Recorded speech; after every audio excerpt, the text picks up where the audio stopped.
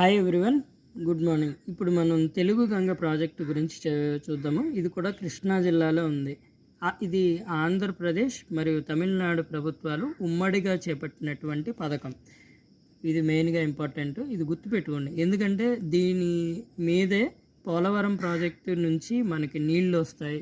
ఆ తర్వాత వివిధ జిల్లాలకి ఆరుతడి పంటలకి నీళ్లు, చెన్నైకి మంచినీటి సరఫరా ఈ ప్రాజెక్టు మీద ఆధారపడి ఉంది. ఇది ఇంపార్టెంటే, ఒకసారి చూడండి.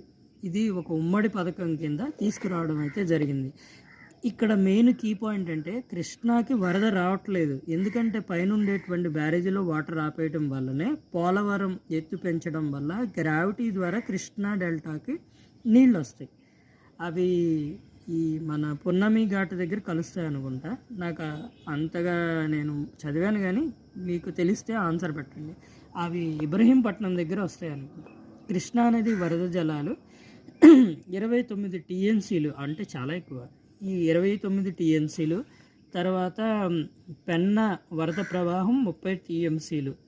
అవి ఒక 29, ఈ యొక్క 30 ఎంత 59 టీఎంసీల నీటిని వినియోగించుకొని కర్నూలు జిల్లాలో 1,00,000 ఎకరాలు, కడప జిల్లాలో 1,67 ఎకరాలు, ఆ తర్వాత చిత్తూరు జిల్లాలో 0.4 లక్షల ఎకరాలు, నెల్లూరు జిల్లాలో 2 లక్షల ఎకరాలు, 2.5 లక్షల ఎకరాలు, మొత్తం 5,75,000 ఎకరాలు ఆరుతడి పంటలు. ఇవంతా ఆ రీజన్, ఈ రాయలసీమ రీజన్ అంతా హార్టికల్చర్ క్రాప్సే ఉంటాయి.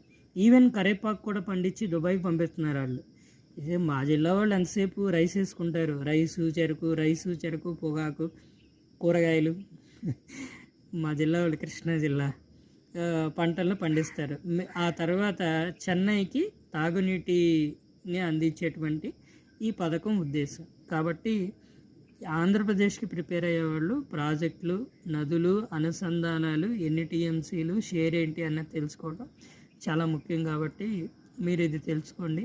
వీడియోని పూర్తిగా చూడండి. ప్రిపేర్ అయ్యే వాళ్ళకి షేర్ చేయండి, లైక్ చేయండి. కామెంట్ ఏదన్నా తప్పు నేను చెప్తే దాన్ని పెట్టండి, నేను సరి చేసుకుంటాను. ఓకే, అలాగే ఇంకేం లేదు.